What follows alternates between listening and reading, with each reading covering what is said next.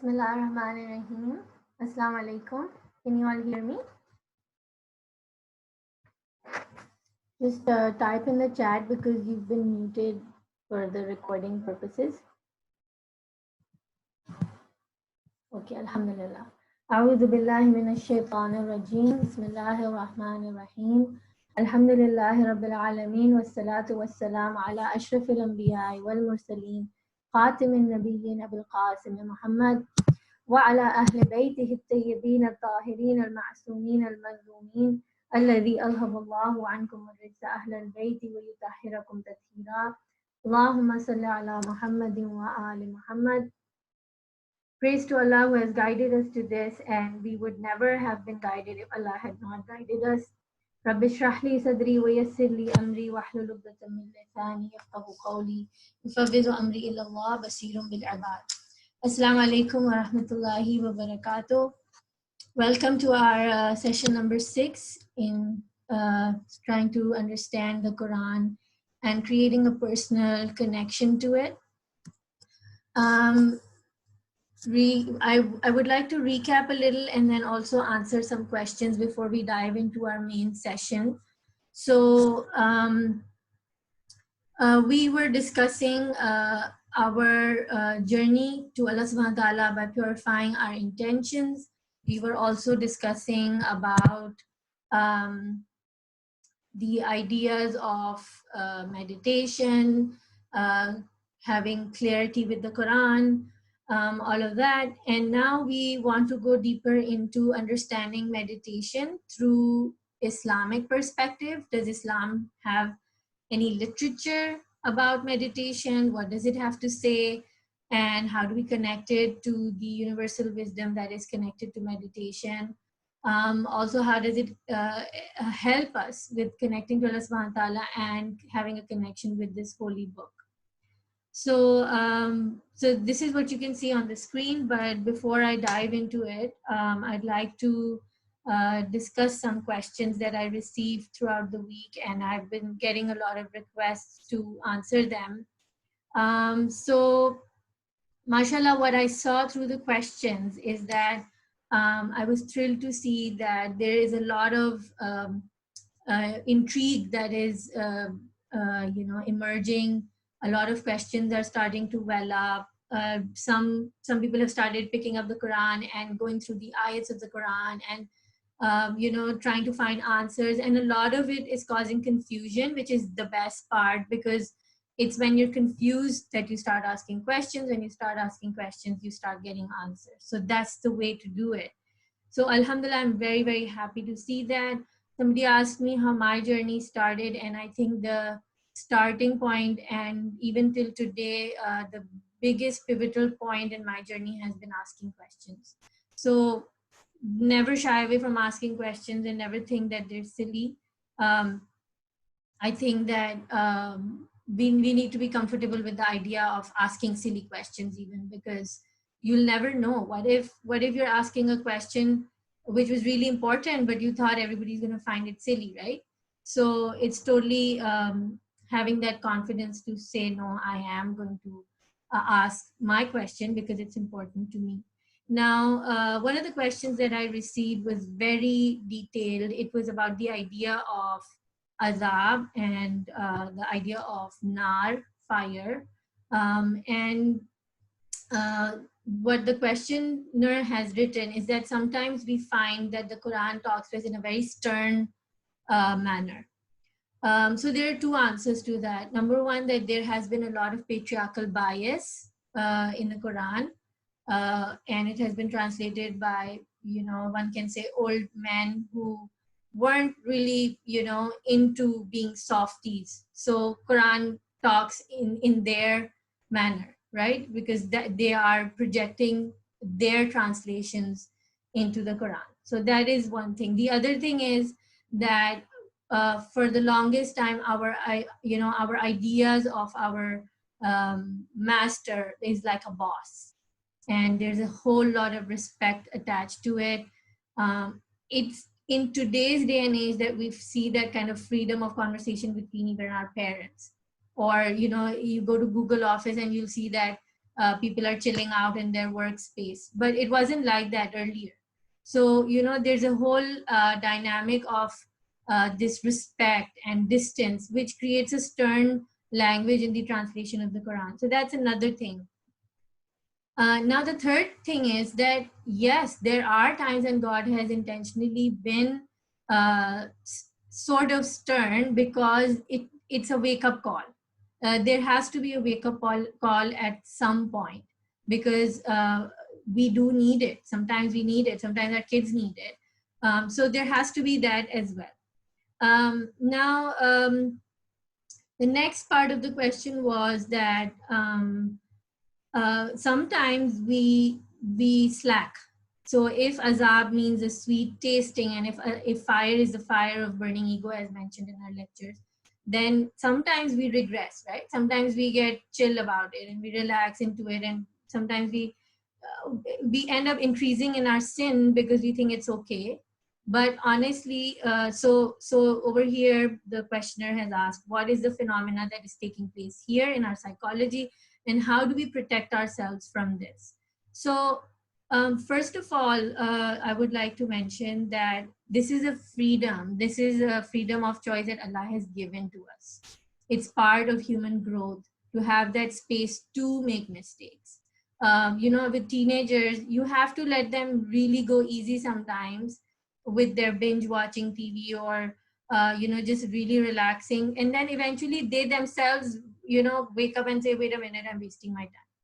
And when that comes, when that inner awareness, alertness comes from within, then that is far more effective than somebody constantly nagging on you and derowing you, and constantly making you feel scared of the consequences. So it doesn't work. It makes some people very rebellious also. So this is Allah's gift, one of the biggest gifts, and this is one of the most beautiful things about Allah, that He gives us this free will to go at our own pace, sometimes wake up with our own mistakes. And how can we prevent ourselves? There's a natural mechanism in most human beings, which is the internal GPS, which is our fitrat. Our fitrat is so connected with the light of God that eventually we come back to Him. Eventually we go through experiences in life, feelings, states of being where we're not happy with ourselves, where we start feeling sad or depressed or down, and then we start looking for light and we start looking for answers, and eventually we're guided back to Allah's light. And I think most people are very sincere, and most people will introspect and feel bad about something that they feel they haven't used their capacity, or they're working under capacity in their soul, or they're not being so committed to their soul life and God and all of that. So most human beings, inshallah, will realize it. And evidence of it is that there's a sheikh by the name of Sheikh Abdul Hakim. He's associated with the Cambridge Muslim College, and I was watching his video, and he was talking about his visit to Moscow in Russia. And he said that when he visited Moscow 30 years ago, it was an atheist hub. And when he visited after 30 years, he said that so many buildings that were dedicated for atheistic practices, or places where they would commune and talk and have discussions, have now been turned into churches or mosques. There are Eid prayers happening. Thousands of people join in prayer for congregation. And so he said that, coming to God is our nature. So there is evidence for it. If you read psychology, you will see that, psychologists say that communities with faith or a religion to abide by thrive the best. They have the longest lives. They have the highest factor in happiness. So that's our nature. When we are let go in our freedom, our natural compass will take us back to Allah subhanahu wa ta'ala. Then the next question was, what is the concept of Azabun Nar, where Allah says, Hum fiha khalidun, that they're going to reside in it forever. It will be a never-ending punishment. It's very harsh, right? She's saying that there's a difference between putting a clay pot in the fire, which strengthens it through the fire, which we were talking about, compared to a bread which is put into fire, which is completely burnt and unusable like ash. So very beautifully put. I really loved the way introspection has gone into it. I want to show you this book by Ibn Arabi. It's called Air of the Prophet, and there's a part in it where he's talking about azab, right? And I just want to read it out for you guys. It's called the sweet torment. You know, it says over here, sweet torment. Okay, and he's talking about the idea of azab, and this is where he's saying that in the Quran it is the generic term for the punishment, the word azab, inflicted upon people in hell. The Quran could have used other words to make the same point. Why did God choose this specific word? For Ibn Arabi, the reason can only be that in the end, the chastisement, punishment will become sweet for those who suffer it. That which causes pain is named chastisement as a good news from God. Inescapably, you will find that everything through which you suffer is sweet when mercy envelopes you in the fire. It's a very philosophical and mystical, deep concept which he's talking about. So I don't expect you to understand it directly. But what he also says about azab and the day of judgment is also that on the day of judgment, we also call Yawmuddin, the day of justice, right? Where justice is going to be served. And you know, we take justice in the sense of how much wrong did you do, and you will be given that and all of that. Even though we pray to Allah that don't judge me on the basis of justice, judge me on the basis of your fazl and your rahmah. Because you know, if there was justice, then we don't really have much. As humans, we're flawed. But by nature, justice means putting things in their right place, putting things where they belong, where they match, where they can click, which is my place. So you put me in a gathering, you know, where people are talking about thermodynamics. I might not be able to gel with them. You know, after a little while, I won't be able to hold conversations with them because that's not my field of interest. I don't gel with them. That's not my place. I don't match in that crowd. But yeah, if you're going to talk about Quran, then that's my home. That's where I feel comfortable. So I'm just going to gel in, right? So that's doing justice to my inner nature. And so on the day of judgment, God is going to put people where they will feel belonged, where they feel at home. Somebody who spent their whole life plotting, conniving, you know, keeping feelings of hatred and resentment, they won't be able to gel with people who are always hippie and positive, right? You know, they're like, this is so annoying. And you see that in this world even, you know, there are people are like, oh, there's too much positivity, it's so toxic, you know, and they don't gel in that environment because it's not their place. So our idea is to recognize what is beautiful in the eyes of Allah and then mold our inner selves so that we can become a match for that environment. And we will automatically end up in that environment if we have molded ourselves to match into that place. So there's going to be this inner, inner attraction to that place where we belong. That's going to be God's justice. And that's why if you read this chapter, he says that the Quran says God is well pleased with them and they are well pleased with him.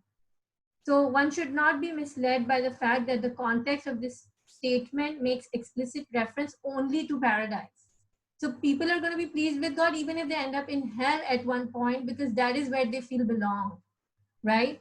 So this is Ibn Arabi's point of view on azab, and it's a bit extreme, and I understand it takes a while to digest these ideas because we're not used to such ideas.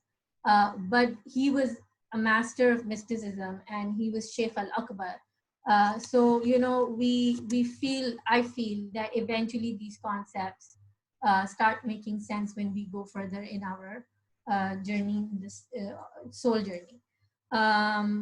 And so the next question, yeah, and one more thing that I wanted to mention here is that one evidence for it is that in Surah Rahman, when Allah mentions the hell, after that he's saying, which of the bounties of your God are you going to deny? So one of the scholars, eminent scholars, Allama Hussain Tabatabai, comments and he says that why would God talk about hell and then say, which of the bounties of your God do you deny? So in a sense, hell is a place of bounty. There is some goodness in that place because nothing is free of God's mercy. Right, and there was this last elaboration in the question about Firaun, and I wanna share this with you guys. That one of the scholars I know, Dr. Farooq, he's actually written a book in which he's explaining that Firaun died a believer, right? And because when he was drowning, he said, I believe, and I think Hazrat Musa says, Al-an, now you believe, or Allah says, now do you believe?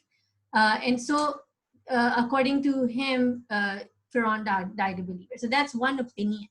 So we give space to opinions, and then we study them, and we go into our own introspection, and we open our minds to these ideas so that we can really find the truth.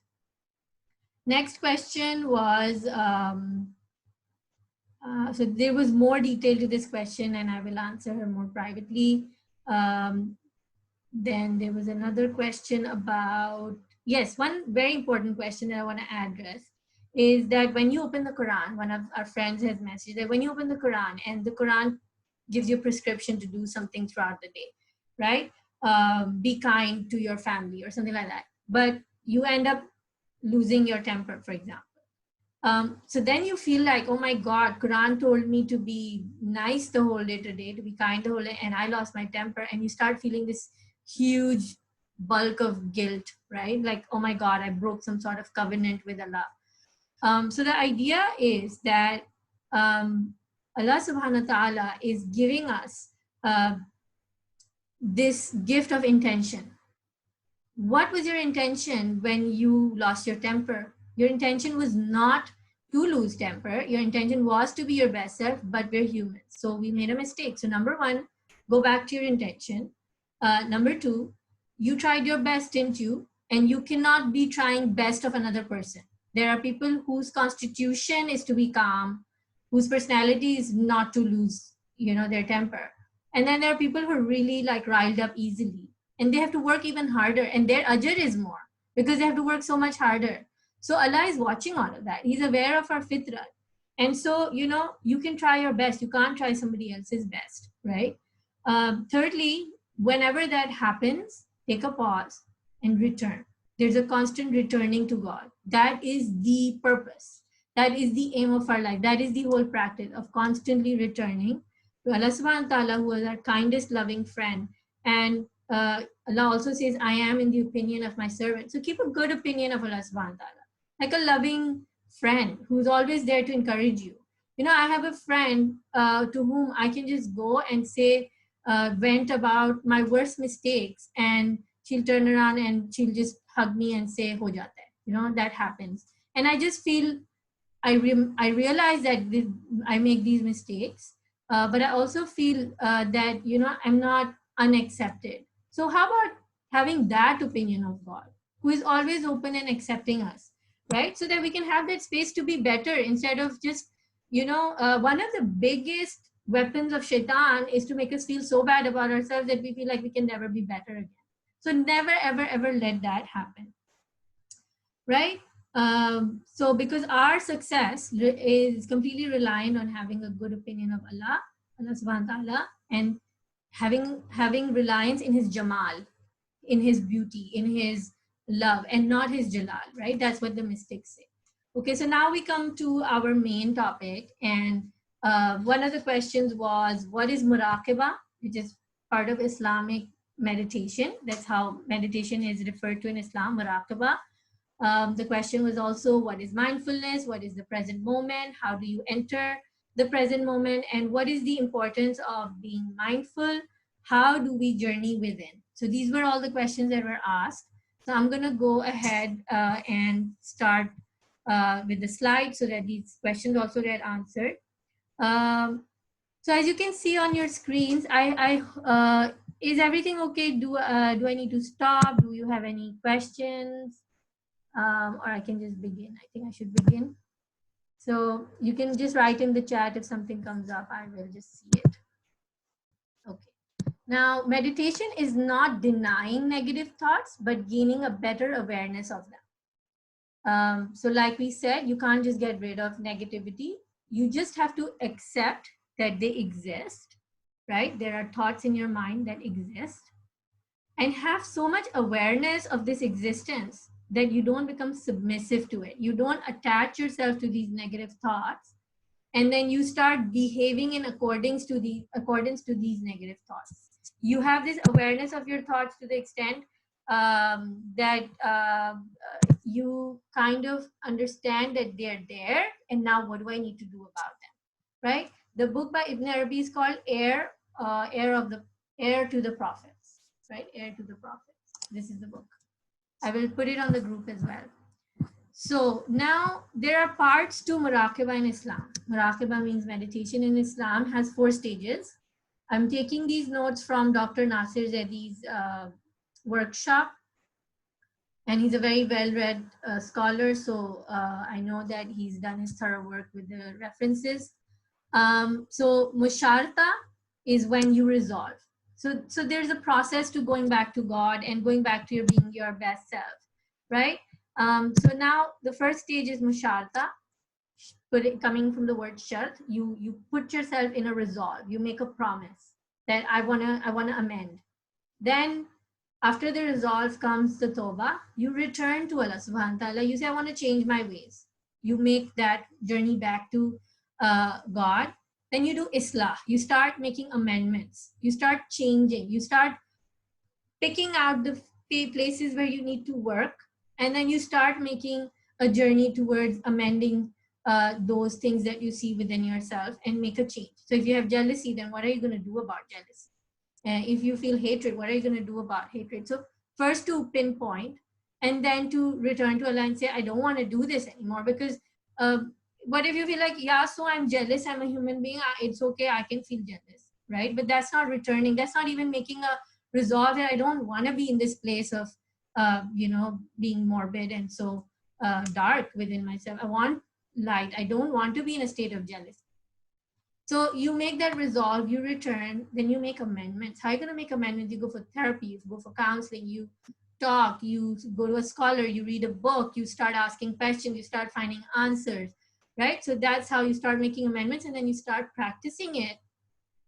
And then the last stage, which is written over here, is mu'atiba.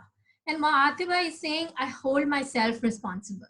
Right? So in a lot of texts, they say that you blame yourself, but I find blaming a very harsh word. So I like to call it that you hold yourself responsible.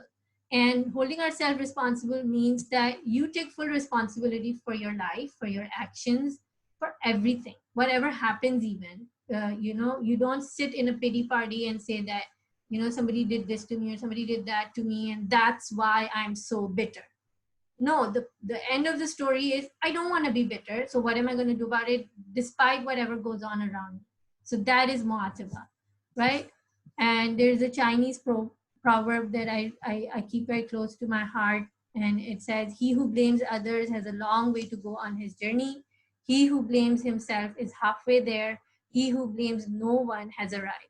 So indeed, the last stage is the highest level of tawheed, inshallah, that we all strive for, that we blame nobody, right? Not even ourselves eventually. So that would be really beautiful.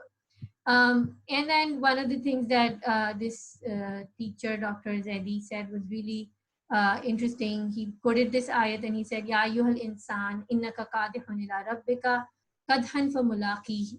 O mankind, indeed you are laboring toward your Lord with great exertion, and we will meet him. You will meet God. So the thing is that this journey is going to happen. Now, he said something interesting. He said, either we can do it ourselves or it will be done to us, because we have to meet him anyway. That's our destination. And I really want to tell you that, all these spiritual masters, the New Age ones from the West, Oprah, Dr. Wayne Dyer, Eckhart Tolle, all these people, they have very similar view. They all say the same thing, that you do it yourself. Otherwise, you're going to be woken up.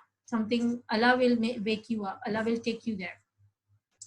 Now, how to go within? How to go within is to recognize. I want to show this story to you. I'm sure you've seen it on WhatsApp, but it's so profound that a chief, Cherokee chief, is teaching his grandson about life, and he says, "A fight is going on inside me," he said to the boy. "It is a terrible fight, and it is between two wolves. One is evil, he is anger, envy, sorrow, regret, greed, arrogance, self pity, guilt, resentment, inferiority, lies, false pride, superiority, whatever, self doubt, ego," right? There's one side. The other is good. That's joy, peace, love, hope, serenity, humility, kindness, benevolence, empathy, generosity, truth, compassion, and faith. So that's the other side, right? The same fight is going on inside you and inside every other person too. The grandson then asked him, "Grandfather, which wolf will win?" The old chief simply replied, "The one who you feed. The one you feed is going to win," right? There is this free will. We decide what we're going to make of ourselves, which side is going to be victorious within us. So that's what it is. And you know how he's talking about the two sides. I want to share with you an introspection I had about Surah Rahman. And in Surah Rahman, I was actually listening to Tafseer, and the scholar was asking this question, that when Allah says, فَبِأَيِّ آلَاءِ رَبِّكُمَا تُكَذِّبَانِ, he is saying, which of the favors of you two, the two of you, your God, are you going to deny? The two of you, right? And most translations say that it's insan and jinn. So Allah is talking about the two entities, insan and jinn, because within Surah Rahman, jinns have been mentioned along with human beings. However, the insight I had, so this is just my opinion, and it may be true, it may not be true. This is just an opinion I'm sharing with you. That what if Allah subhanahu wa ta'ala is talking to us, because there are two of us. There are two entities, just like we looked at this wolf, that there are two wolves within us. There are two entities within me. And Allah is asking the two of us. And he's saying, which of whatever bounties I'm showing you, you're going to deny, you're going to ignore, the two sides. And these two sides are our external side and internal side, outer world, inner world. Allah says that what you see in the horizon is also within you, right? So there is an external to everything, and then there's an internal to everything. And so it's very important that we understand that there is a dichotomy within us. There is an existence of two beings within us. There's a being of light, which is nafakhtahu fihi ruhi, the spirit of God. And then there's a dark side. There's the ego, which is a whale.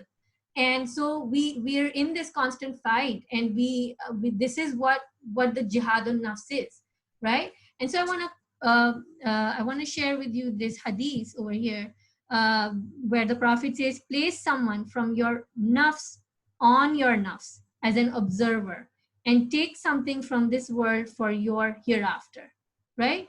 So the Prophet is telling us, put a nafs, put a being, put an entity within you over within you. So there is one entity which will become the observer of another entity within you. So that's so interesting, because we're just talking about how there are two entities within us, right? And then Imam Ali is saying, weigh yourselves before you are weighed, assess yourselves before you are assessed. Now, the question is, someone has to have two sides so that one side can assess the other side. So again, we see these two dimensions to our existence, right?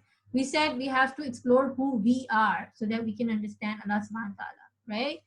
And in our constitution, we can see that there is a dichotomy. There are two beings within us, and one has to become the observer over the other. Now, another perspective of muraqabah is that the hadith says that accustom your heart with observation and think a lot and take a lesson as much as possible, right? Then it says, though another hadith says, those eyes are blind who do not see you as an observer.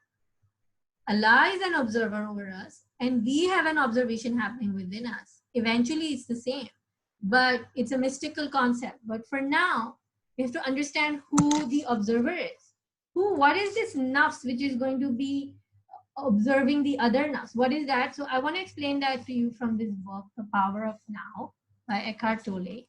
And I think this book is the most phenomenal book I have read in understanding who we are, how we're working. It has been on my bedside table for the past 10 years.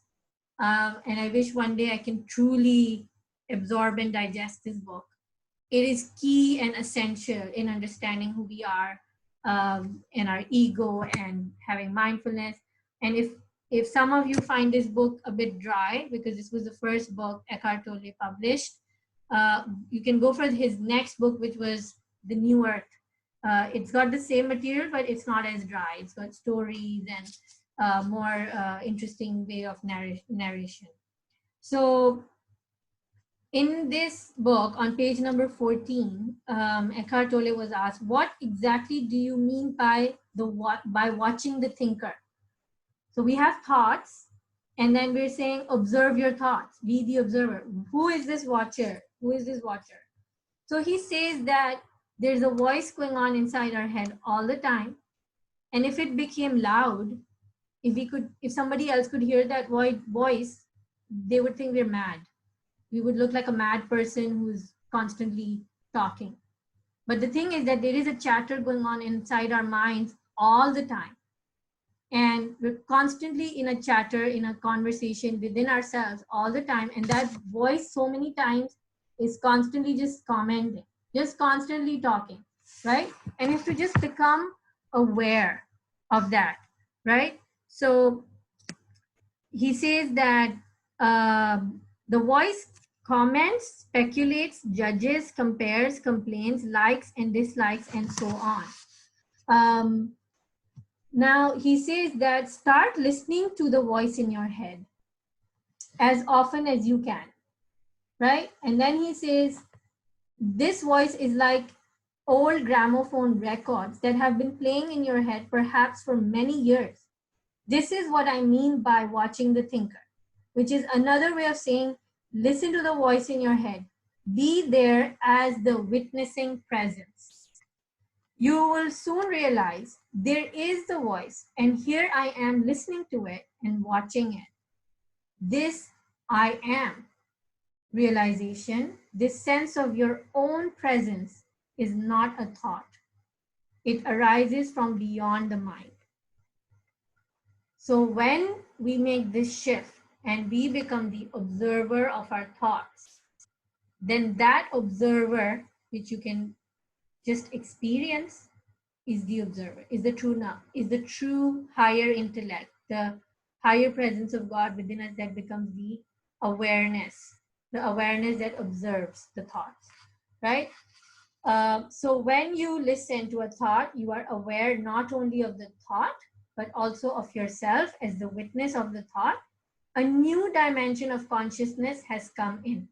As you listen to the thought, you feel a conscious presence, your deeper self, behind or underneath the thought, as it were. So a presence underneath that thought emerges, and that is what we're talking about, becoming an observer. And what the hadith is saying, place someone from your nafs on your nafs. So a presence is taking over the thoughts, right? And then in the Quran, Allah is saying, do they not reflect within themselves? Allah did not create the heavens and the earth and what is between them too, but with truth and for an appointed term. Now, my question is that in this ayat, Allah is talking first telling us to reflect within ourselves, right? And then he's talking about the heavens and the earth. So why is he not saying observe and reflect heavens and the earth? He's saying reflect within, and Allah did not create heavens and the earth in vain, right? He's saying there's truth. To me, heaven and the earth, and to many mystics, heaven is the levels of the soul, earth is the physical body. And what Allah subhanahu wa ta'ala might be implying here is saying, reflect within yourselves into your constitution of your heavenly self, your spirit, and your earthly self, your body, right? So again, there's a conversation of reflecting within, reflecting over yourself. Who are you? Then there's a hadith which says, the access of prayer and fasting is not ibadat. access of prayer and fasting is not ibadat. Worship is to ponder over the matters of God, right? So like tafakkur fi amrillah, like doing fikr and thinking over the matters of God is true worship. And we've heard that, the hadith which says that a moment's worship, a moment's reflection is better than 70 years of worship. Why? Because God's intention is not for us to have a stagnant life where we're just doing tasbeehs and doing zikrs and just reading the Quran in Arabic and not understanding. The real purpose to be here is to grow.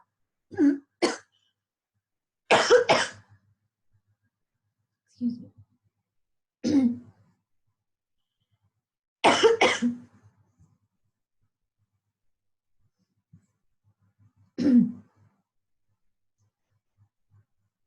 So as we continue, we understand that the purpose is to grow, right? To change, to have a transformation. And that transformation cannot happen with just repetition, with just rote learning. Change and transubstantial motion, existential quality of growth, which we had mentioned earlier, according to some scholars, will only emerge through introspection. So Ayatollah Khomeini talks about, surrounding yourself with the right knowledge, engaging in the right knowledge, beneficial knowledge, and then taking beneficial action. When we do these two things, we get the right knowledge and we do the right actions and we go within with tafakkur, that's when the veils open and we are able to move towards meeting Allah subhanahu wa ta'ala. Now to understand the inner constitution again, Rumi talks about comparison of the human body to a guest house and of the diverse thoughts. He compares diverse thoughts in our mind to the diverse guests, right? If the human body is a guest house, thoughts come in like guests. The Gnostic, the wayfarer, is equiescing in those thoughts of sorrow, joy, resembles a hospitable person. So whatever thoughts come into you, you treat them like a hospitable person. You treat strangers with kindness, right? Just like who? Just like the friend of God, Hazrat Ibrahim. This is Rumi talking about how we can deal with our thoughts, right? And in the Quran, in Surah Zariyat, Allah is giving the example of Hazrat Ibrahim, who is known for his hospitality and who would let all the guests come in and eat and be fed. And he would treat them with a lot of respect and hospitality. And mystics, they always find the esoteric meanings behind these stories and mentions and ayats in the Quran.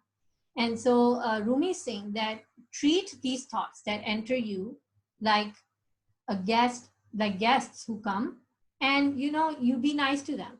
And Khalil's door was always open to receive his guests with honor. Hazrat Ibrahim's doors were always open to receive his guests with honor, whether they were infidels, true believers, whether they were trustworthy or treacherous. He treated them all alike, and he would show a cheerful face to all his guests, right? So he says, this body, O youth, is a guest house. Every morning, a new guest comes running into it. Every morning, we wake up with a new emotion, right? We have these thoughts and emotions. Beware. Do not say, this guest is a burden to me, and freak out, right? For presently, he will fly back into non-existence. So, these emotions, they come as messengers. If you ignore them and if you be not nice to them, they're going to go back to where they came from. But they've come to you for a reason. So whatsoever comes into the heart from the invisible world is your guest. Entertain it well. Become the observer. Accept it. See it. Talk to it. Ask it, why have you come? What is this emotion talking about? What is it about, right? So that was one thing. And then I had shown you this graph earlier also, that these are the emotions. We want to work with them and go to a place of joy and peace within our soul so that we can expand our soul. Moving forward, part of the muraqabah, part of the meditative practice. These slides are again from Dr. Nasir Zaidi's work. So he says that one of the essential part of all meditative practices is to focus on something as a focal point in order to avoid any distraction. And the significant aspect of Islamic meditation is realization of the presence of God as a central point in order to prevent ourselves from any distraction. Our prayers can be meditative if we are aware of the purpose of prayer and able to relate our prayers with the development of our heart and soul.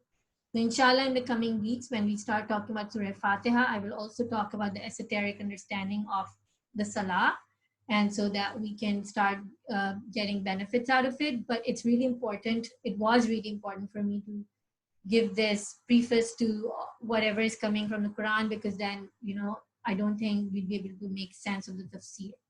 So Allah's presence is what makes our meditation different from a secular meditation. What we need to understand is that we have to feel the focus on the presence of God. Now, over here, one point that I want to share with everyone is the meditation of the body, right? The body scan. It's a very popular way of doing meditation, and there's a lot of focus on the earthly body. And so one would ask the question, how can focusing on the earthly body help us find God and find presence, etc. So there are two aspects to body scan. Number one, that we focus on our breath. Number two, we focus on parts of our body. Now, I've thought a lot about it, and I feel that the answer is, this is my opinion, that our physical body is the only thing we own which stays in the present moment. Our physical body does not exist in our past, and our physical body, this flesh and bone, cannot exist in the future.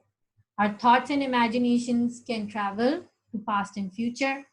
Our inner world can be traveling all over the place and go beyond this now moment.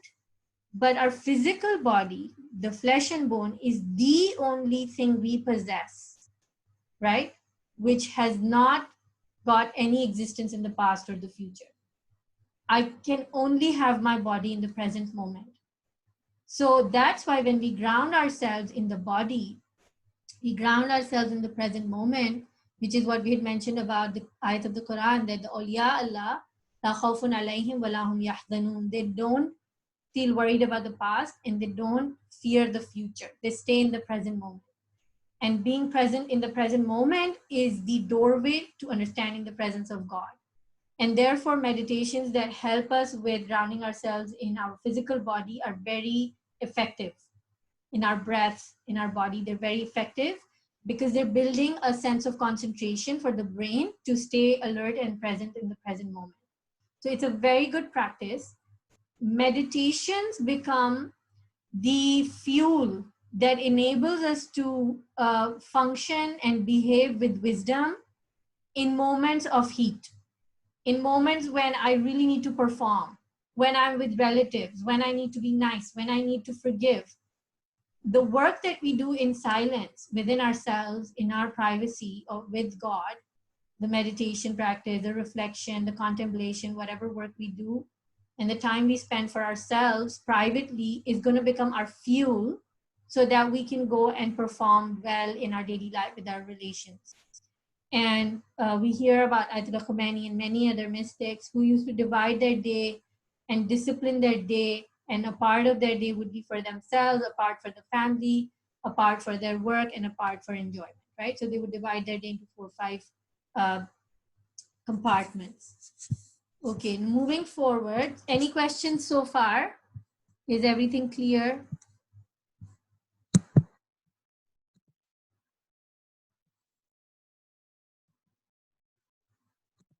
Okay, I'm just gonna move ahead. So now the slide that you can see, it says the greatest sin is to think Allah won't forgive. We don't hear this because a lot of scholars, they won't say it is because they're like, people will get spoiled and they'll go easy on themselves. And if they think God is too loving, then they won't discipline themselves. But that's not true. I've seen it with myself, with my children, that encouraging words, good words, positive words bring out a lot more positive results than to shame somebody or to put guilt into somebody. And we've seen that energetically, guilt and shame are very low energy, so they're not so productive. This is a saying by Dr. Joe Dispenza. He says, "We are not punished for our sins, we are punished by our sins." And sin is an attitude. An attitude is how you think and how you feel. So again, everything is about how are you doing within yourself? What is going on within yourself? Just sit with yourself and think about what is burdening your heart today. Is something making you sad? Is something making you disturbed? If you were irritable with somebody, what is it really that was irritating you? What is it really that was annoying you? And now remember, in our journey, we can't blame other people. So you can't say like, oh, she spoke to me like this, that's why I lashed out. No, I lashed out because something was not okay within me. And that's why when she, pushed my buttons, I got triggered.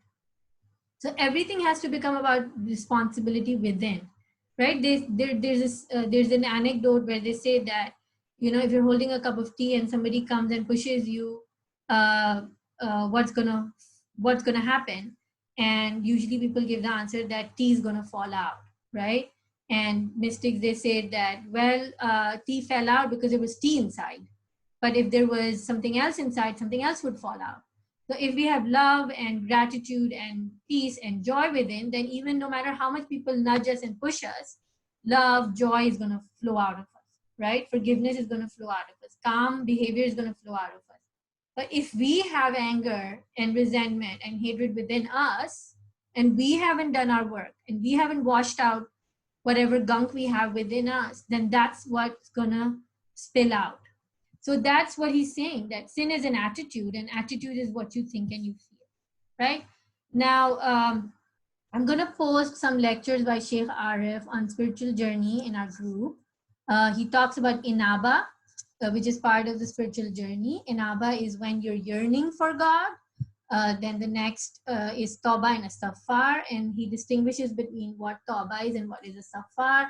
And he says that Tawbah is the whole process of changing the tendency within me, some behavior that I have within me, a lifelong tendency. That is the process of Tawbah, to completely steer your ship back towards Allah and changing your, working on your whole personality.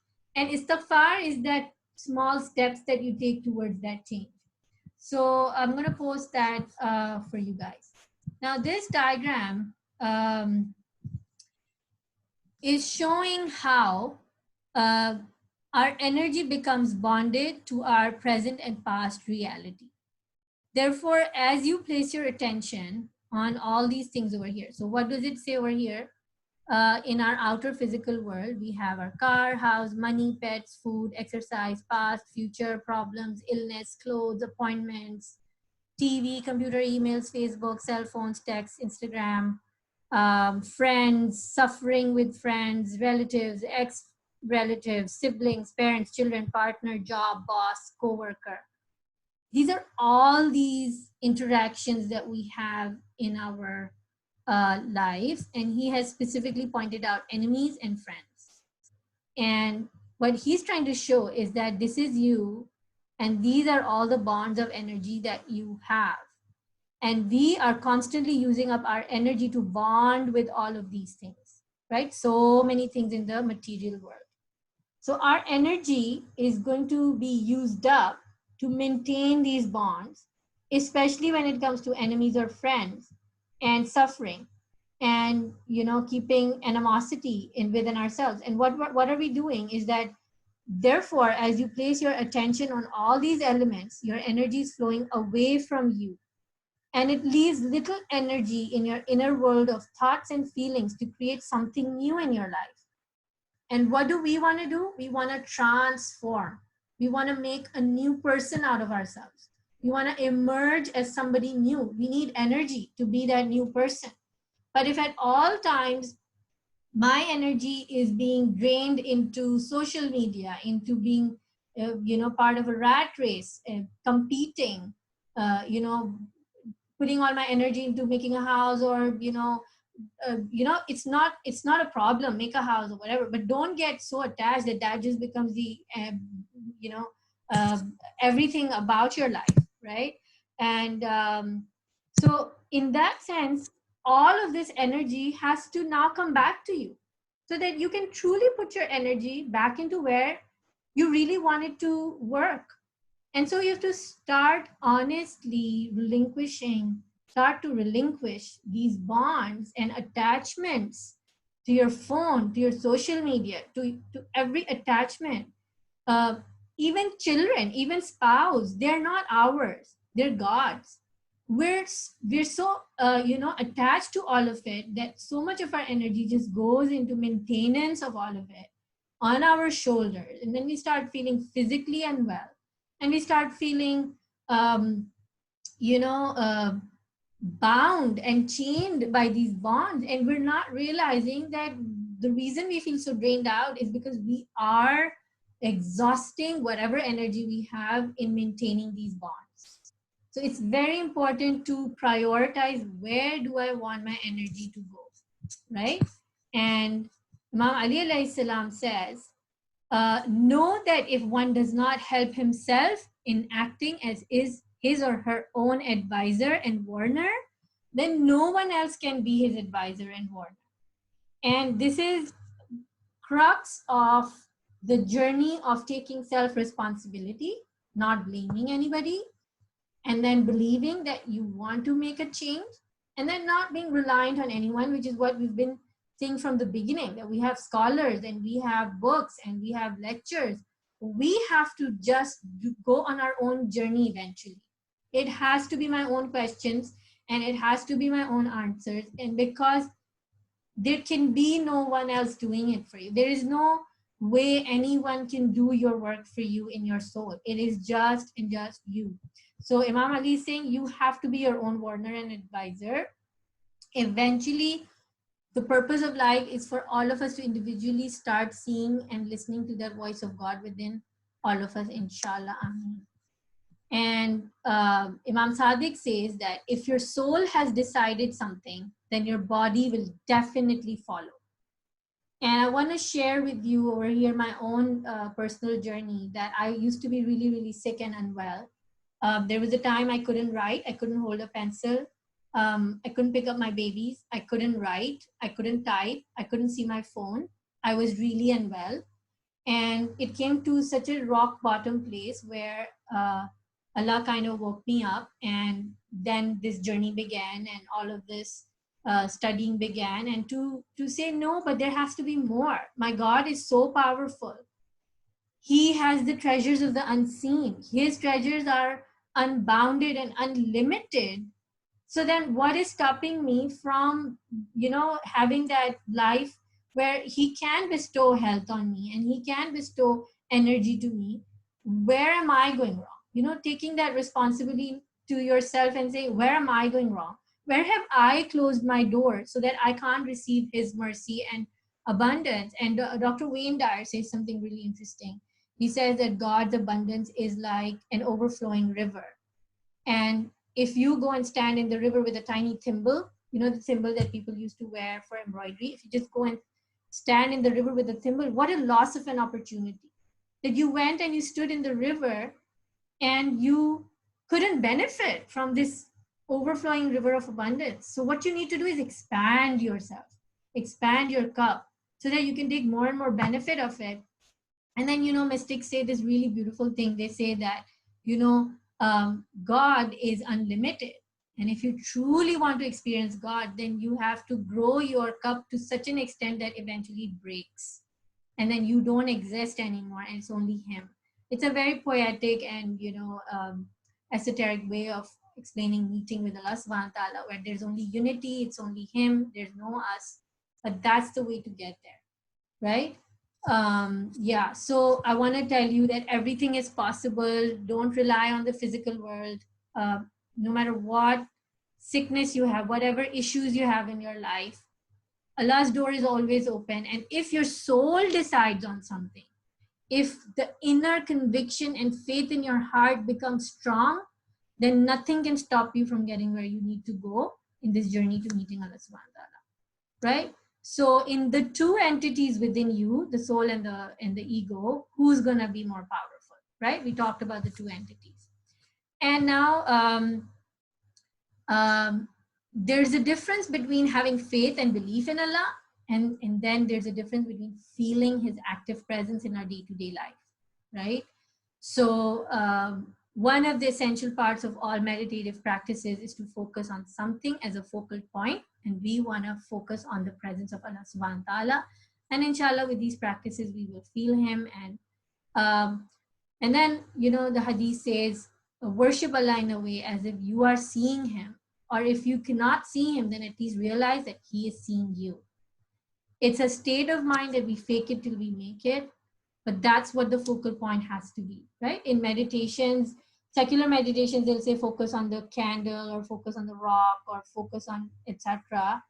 But for us, focus is Allah subhanahu wa ta'ala. That's part of the Islamic meditation.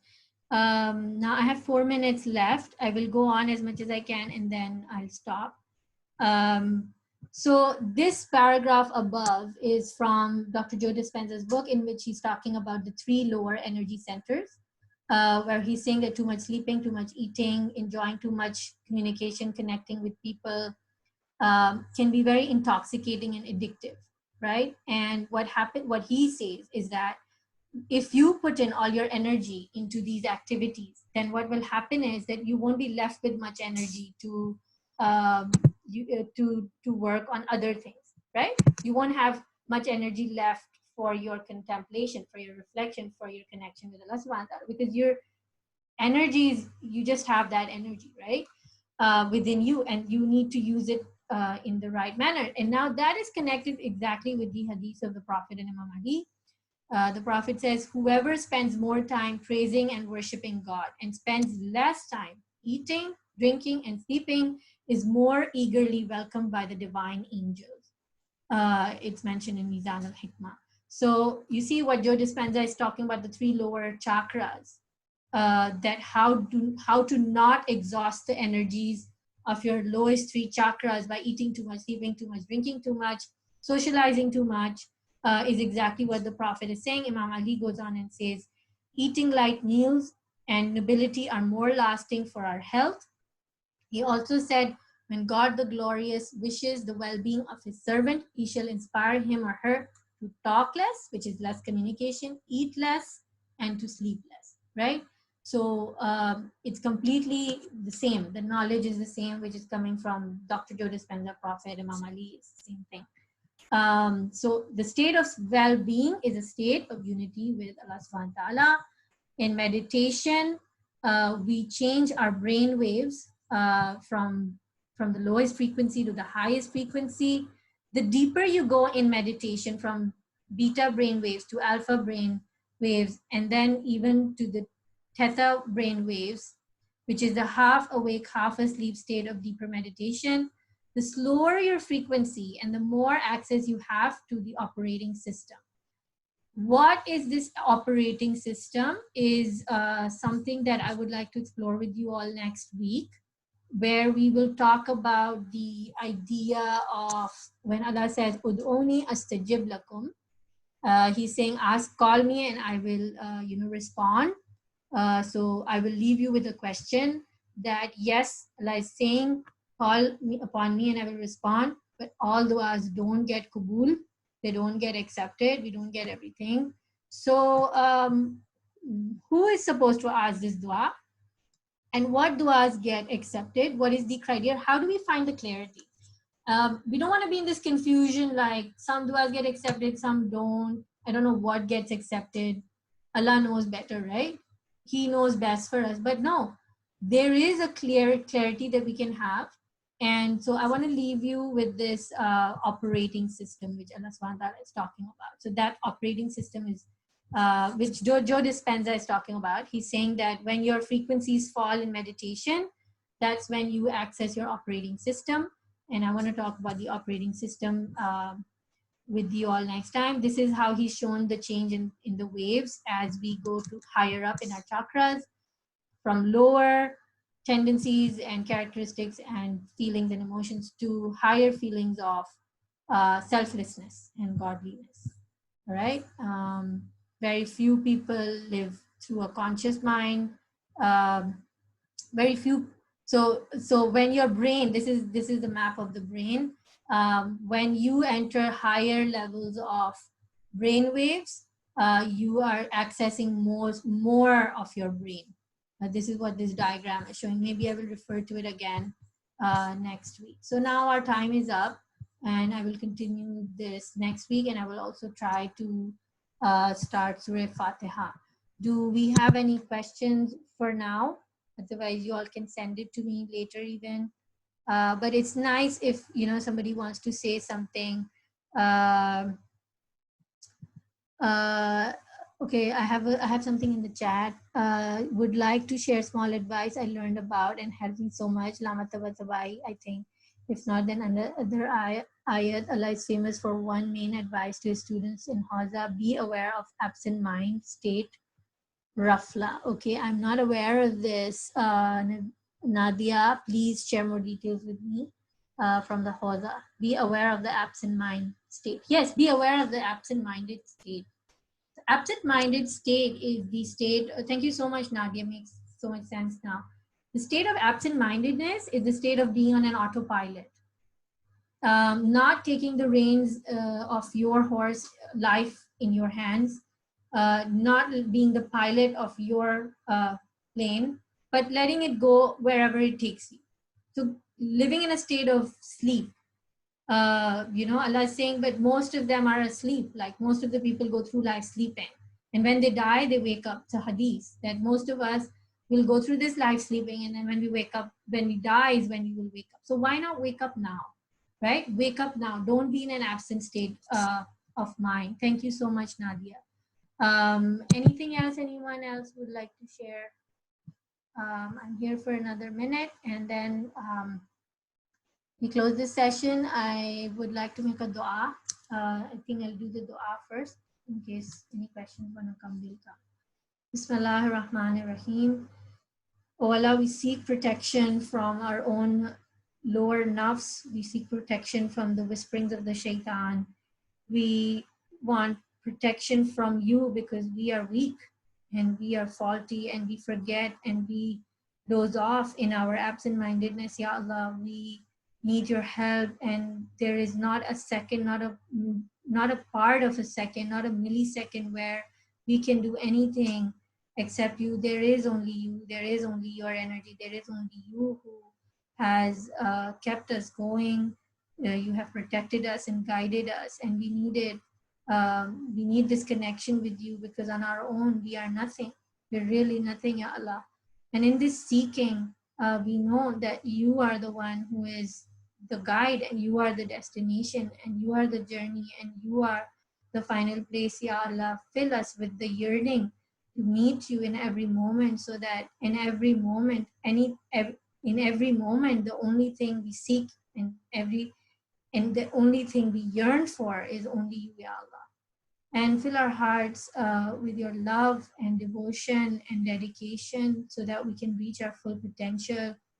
How lucky are those who witness you within their lifetimes, and make us one of those. Ya Allah, ease the pain of everyone who is in suffering in this world. This pandemic is also a blessing from you, Ya Allah. Help us to learn and grow through it, and make this trial easy for those who are suffering. Our heart goes out to them, and make us a means of help and healing for as many as we can, and hasten the reappearance of our last Imam, and enable us to be part of the Mahdi movement and part of the Mahdi mindset, and enable us to transform to reach that level of ascension where we can understand what Mahdism is. Ya Allah, we ask you for your grace and mercy. Wa akhir da'wana alhamdulillahi rabbil alamin.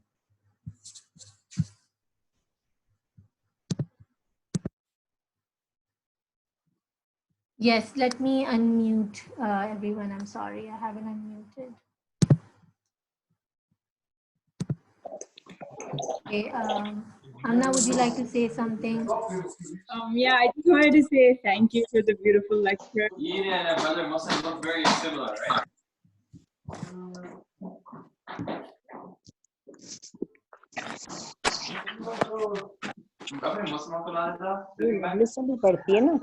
Yeah, I just wanted to say thank you for the beautiful. I was having. Can you hear me?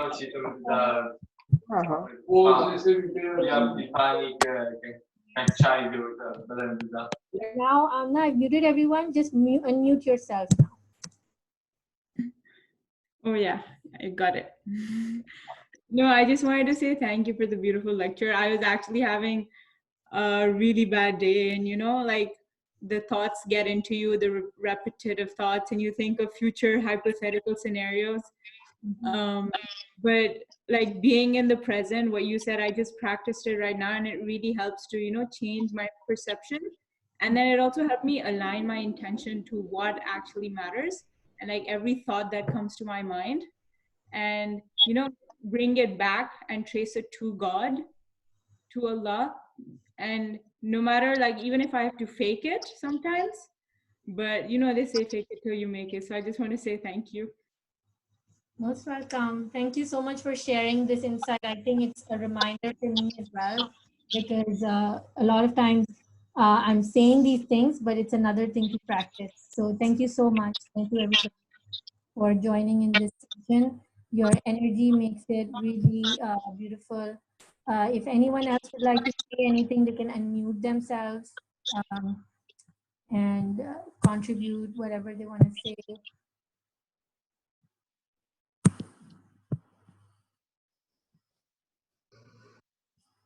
Assalamu alaikum, everyone. Alaikum salam. May I know who's talking? Nadia. Nadia. Nadia. Nadia. Yes. Just want to know your thought if you've ever come across the studies of wudu and the fact that we wipe our head a certain way. Is there anything to do with waves, with energy that's coming? I remember I read somewhere about the energy, and maybe one of the reasons we cover our head is the amount of energy and that we cannot see. I know that there are other practices in birth and consciousness also that also believe in that specific spot, where we wipe our head. So I'm just wondering if you ever come across any studies like that. Thank you. Thank you so much for bringing this up, Nadia. So yes, I've tried to ask a few teachers. Some of them agree, some of them don't. One of the biggest things that we do to neutralize our energy is going to sajda, and we particularly use sand, turba, to do our sajda. The pineal or the third eye, is around the forehead area, and then the crown chakra and all those things, they're associated with the head. So I haven't come across any direct connection. I haven't been able to find anything directly connected, but I do know that none of what we get from the Ahlul Bayt and the Holy Prophet is without wisdom. And right now I don't have an answer. I apologize, but I'm sure there is something there. And as soon as I do come across something, I will share with you. And if you have anything, please share with me too, any of you. Thank you so much.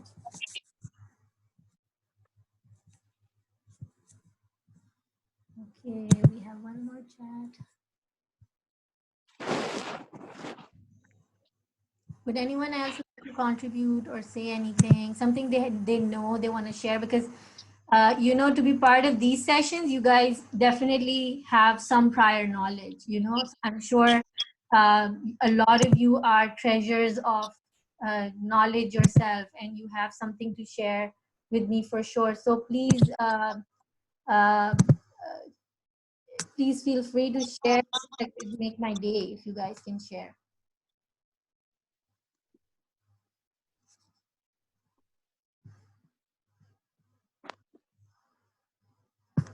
Assalamu alaikum. Welcome, Sam, Tanya.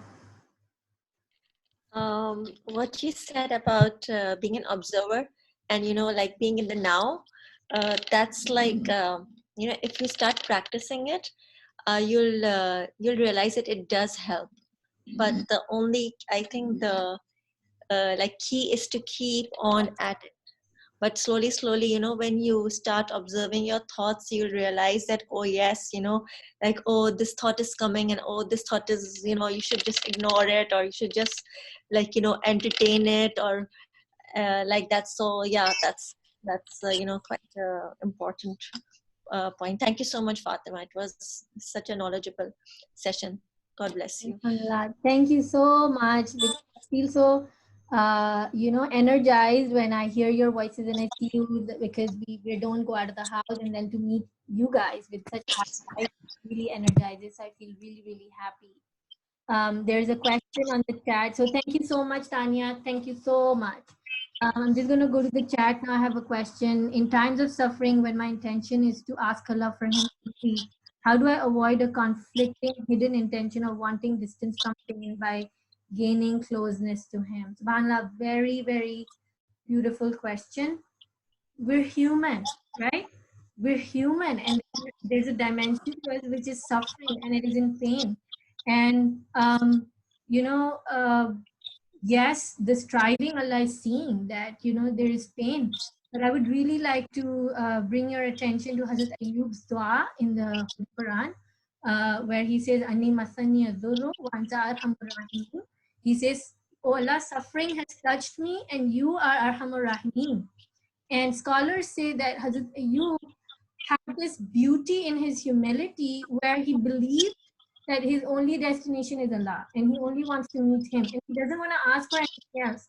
But he was suffering so much as a human being, he was in so much pain, that he says to Allah as his friend, as his master, as his healer, that I'm in pain. But he doesn't say, heal me or take this pain away. That was his humility, that was his surrender to Allah's will, that if this pain is coming to me of you, coming of your will, there is good in this. I'm nobody to say take it away. That was the level of his iman. So his beauty was that he's telling God, he's verbalizing, he's talking to Allah subhanahu wa ta'ala that I'm in pain. And then he says, you are Arhamar Rahimin.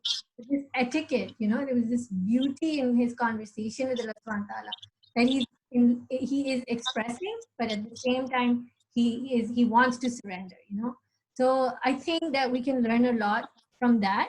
And the biggest gift, the biggest realization from deep within our hearts that can totally transform our life is to know that at any given point, whenever you feel even the tiniest inability to connect to Allah subhanahu wa ta'ala, the tiniest inability to be any better than you are right now, like you're screaming or shouting, or you're angry, or you're furious, or you're in pain, and you just don't know how to get out of that situation or that state of mind, it is so liberating to just stop for a moment, just take a deep breath, pause, and then say, I can't do this.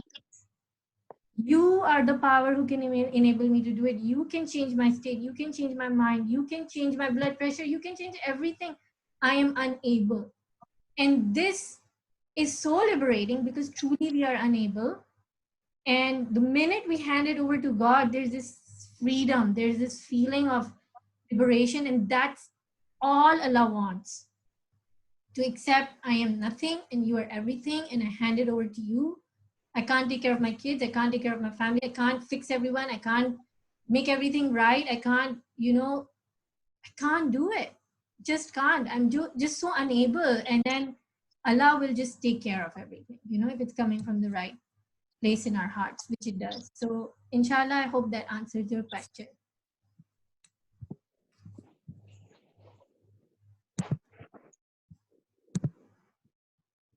Anyone who wants to go is more than welcome. I don't want to keep you.